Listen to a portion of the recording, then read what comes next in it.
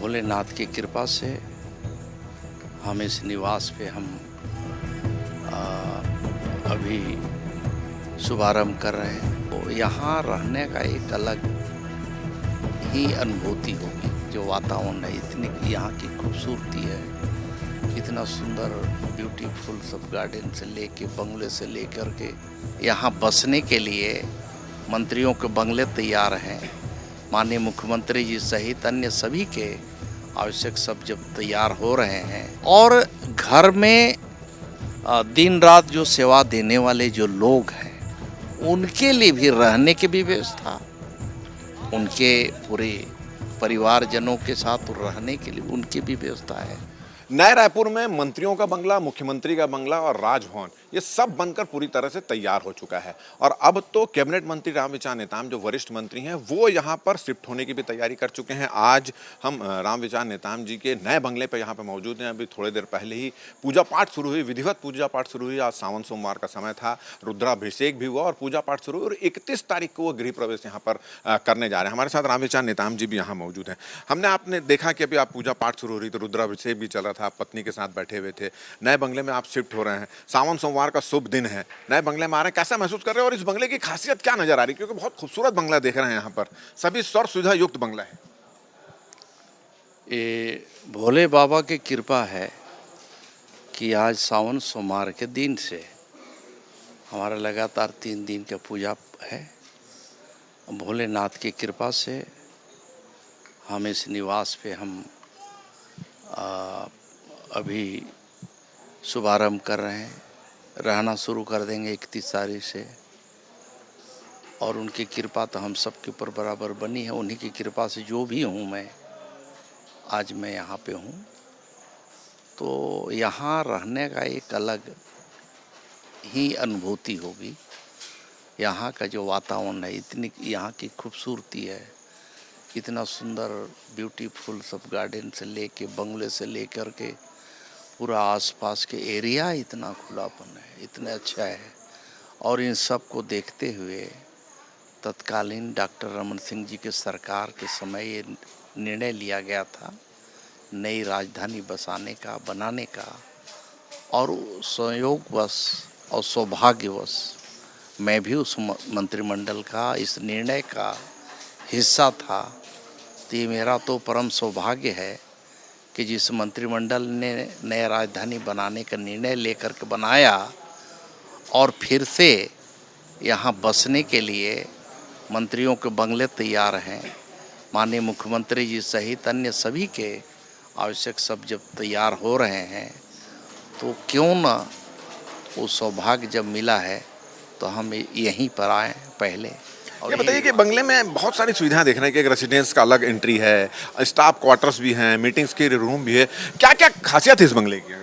देखिए, मैं समझता हूँ कि एक सरकार में रहने वाले मंत्री के लिए जितनी आवश्यकता है, मैं समझता हूँ उन सभी चीज को ध्यान में रखते हुए ये यहाँ पर एक निर्माण कार्य कराया गया है।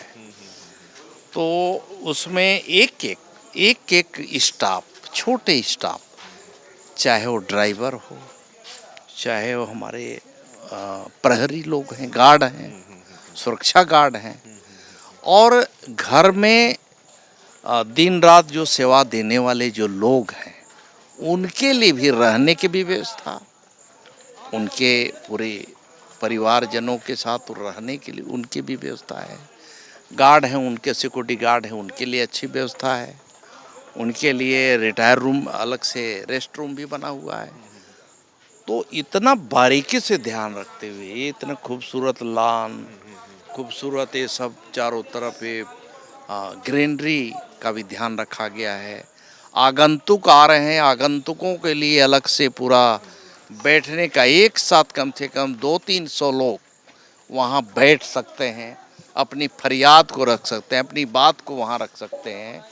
तमाम जो मिनिस्टर के यहाँ जितने स्टाफ होते हैं उन स्टाफों के लिए भी पूरे व्यवस्था, अगर एक ओएसडी है तो ओएसडी के अंतर्गत और भी अंडर में जितने भी स्टाफ काम करने वाले लोग हैं उन सब की चिंता किया हुआ अच्छा है। ये बताइए, आपको नए रायपुर में भी, पुराने रायपुर में भी बंगला अलॉट किया गया था, आप वहाँ नहीं गए, यहाँ आए सीधा डायरेक्ट, बाकी लोग वहाँ भी चले गए हैं, इसके पीछे क्या वजह थी? नहीं, मैंने सोचा देखिए कि जो चीज़ हम वहाँ खर्च करने वाले हैं, नए मंत्री जाते हैं, बहुत सारे खर्च करते हैं, तो मैं सोचा कि वहाँ हमें नए राजधानी में आज या कल हमें जाना ही पड़ेगा। और मुझे मालूम हुआ कि वो बंगले तैयार हो चले हैं। तो जब तैयार हो गए हैं तो क्यों ना वहीं नए में ही जाया जाए। और जैसे बताया कि मेरा ये परम सौभाग्य है कि ये निर्णय किस वक्त भी था और बन करके तैयार हुआ, तो उसमें रहने का भी सौभाग्य मिल रहा है। तो ये तो बहुत कम लोगों को। कब से रहना शुरू कर देंगे आप? मैं अभी 31 से रहना शुरू कर रहा हूँ। 31 को पूजा पाठ हमारा संपन्न हो जाएगा। 31 को हमारा वकायदे गृह प्रवेश हो जाएगा। इसके बाद कुछ तैयारी, कुछ सर सफाई करने में, क्योंकि पूजा पाठ के बाद बाकी सामान शिफ्टिंग करने में हफ्ता 10 दिन का जो भी समय लगेगा, उसमें इसके बाद हमारा पूरा रहने का पूरा मन बन चुका है। हम लोग मानसिक रूप से, शारीरिक रूप से पूरी तरह से यहाँ तैयार होके हम लोग आ जा रहे हैं। तो ये थे रामविचार नेताम। आज उन्होंने विधिवत पूजा अर्चना करके पूजा की शुरुआत की और उनका कहना है कि यहाँ पर रहना का भी एक सुखद आनंद की अनुभूति होगी, क्योंकि एक छत के नीचे पूरे स्टाफ की व्यवस्था की गई है, इनके आने वाले लोग हैं उनकी व्यवस्था की गई है, सर सुधा युक्त इस बंगले को तैयार किया गया था। और उन्होंने कहा कि काफ़ी सौभाग्यशाली है, क्योंकि जब ये बंगले की कल्पना की गई तो उस समय भी वो मंत्री थे और आज वो यहाँ पर रहने भी आ रहे हैं, तो काफ़ी सुखद ही अनुभव हो रहा है। और हम आपको ये भी दिखा रहे हैं कि पूरी ये 2 एकड़ में फैला हुआ है, ये जो पूरा बंगला है 2 एकड़ की ज़मीन में है। 25,000 स्क्वायर फीट में पूरा कंस्ट्रक्शन यहाँ पर तैयार किया गया है। रेसिडेंस की अलग क्षेत्र है और ऑफिसेस के लिए अलग व्यवस्था की गई है। जिनके OSD उनके बैठने की व्यवस्था अलग है, जो कर्मचारी हैं, गार्ड हैं, तमाम सब लोगों की अलग अलग यहाँ पर व्यवस्था की गई है। 2-2, 3-3 मीटिंग हॉल्स यहाँ पर हैं। तो जितनी सुविधाएँ होनी चाहिए तमाम सुविधाएँ यहाँ पर उपलब्ध करी गई है और खूबसूरती का भी ख्याल रखा गया है, हरियाली का भी ख्याल रखा गया है। और निश्चित रूप से ये एक बड़ी सौगात छत्तीसगढ़ को भी मिल रही है और निश्चित रूप से यहाँ जब मंत्री आएंगे तो उनको यहाँ पर रहने का भी एक सुखद अनुभव मिलेगा। अब रामविचार नेताम तो सपरिवार यहाँ पर पहुँच चुके हैं। अब देखना होगा कि बाकी मंत्री इस नए रायपुर में कब तक शिफ्ट होते हैं। हमारी ये वीडियो, हमारी ये बातचीत अगर आपको अच्छी लगी तो ज़्यादा से ज़्यादा इसको शेयर करें, सब्सक्राइब करें, अपने सुझाव हमको देना ना भूलें। मुझे और मेरे कैमरामैन संजू सिन्हा को दे इजाज़त। नमस्कार।